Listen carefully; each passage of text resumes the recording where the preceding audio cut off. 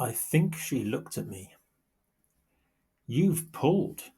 So we're going to have a quick look at the difference between looking and watching, and then we'll put some continuous aspects into this. The universe is watching, always. She's looking through her binoculars. There's Sally at the races. Sally's watching the greyhound race. Can you tell yet what is the difference between looking and watching? Do you know already? Daphne looked at the picture for a long time. Okay, did she not watch it?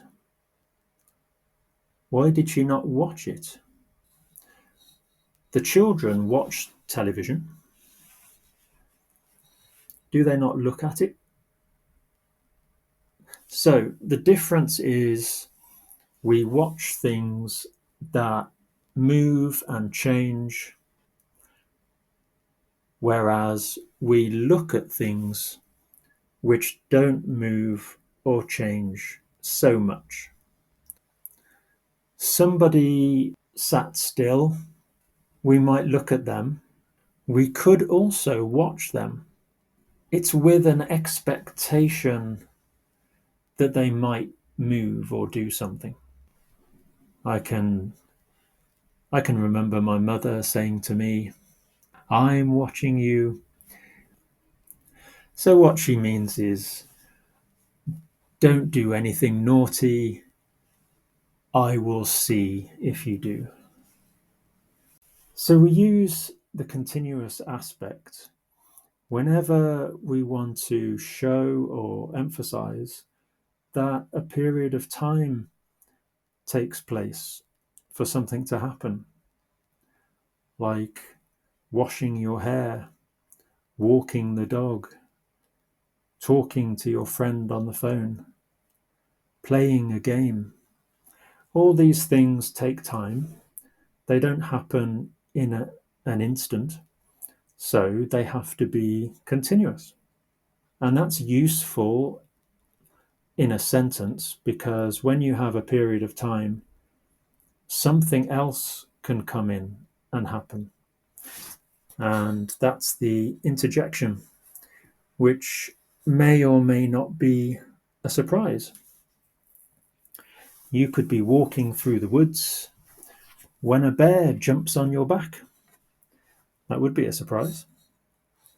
Or you might be fishing when a crocodile jumps in your boat. You can't have a story without time. So we use the continuous to create that time. And so many of you over the years have asked, when do I use the present continuous? Can I use the future continuous for this or that? When would I use the past continuous? And the confusion is between tense and aspect. You use the continuous when you want to create some time. You use the past continuous when you're in the past, the present continuous when you're in the present, and the future continuous when you're in the future. It's as simple as that.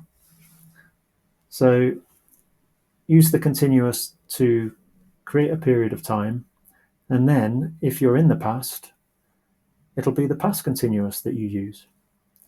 And if you're in the present, it will be the present continuous. And if you're in the future, it will be the future continuous that you use. But every situation passes through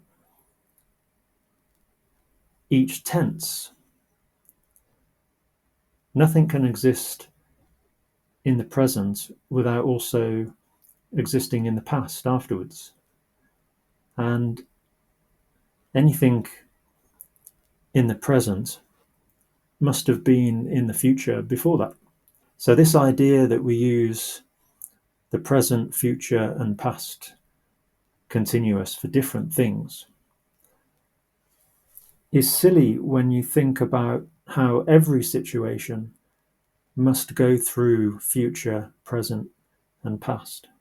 So these symbols help us to visualize.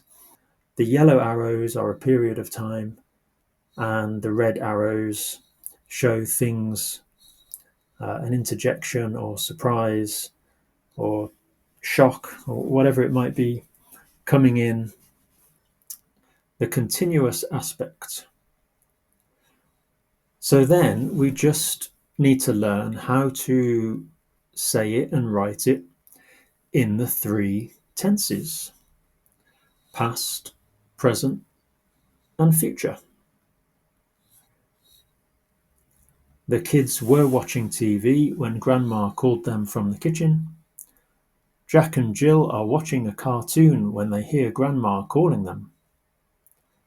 And here I've used the continuous of the verb to call, calling, just to emphasize that the calling went on for some time. So it wasn't just one quick, come on.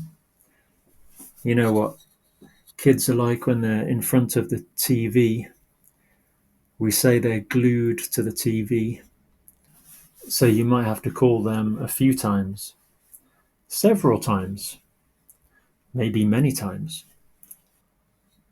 And then in the future, they will be watching TV when Grandma calls.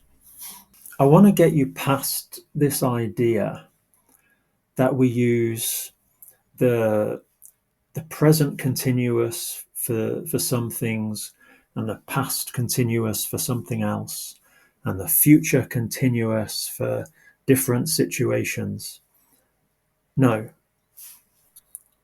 We use the continuous to create some time. Tense is different. You just use the appropriate tense for the time that you're in. But don't learn the past continuous, present continuous, and future continuous as if they're different things. So just like I said with the perfect, if you just learn what the perfect is, and today what the continuous is, you then understand it in the past, the present, and the future, and that's it. So there we go. Thanks, Grandma.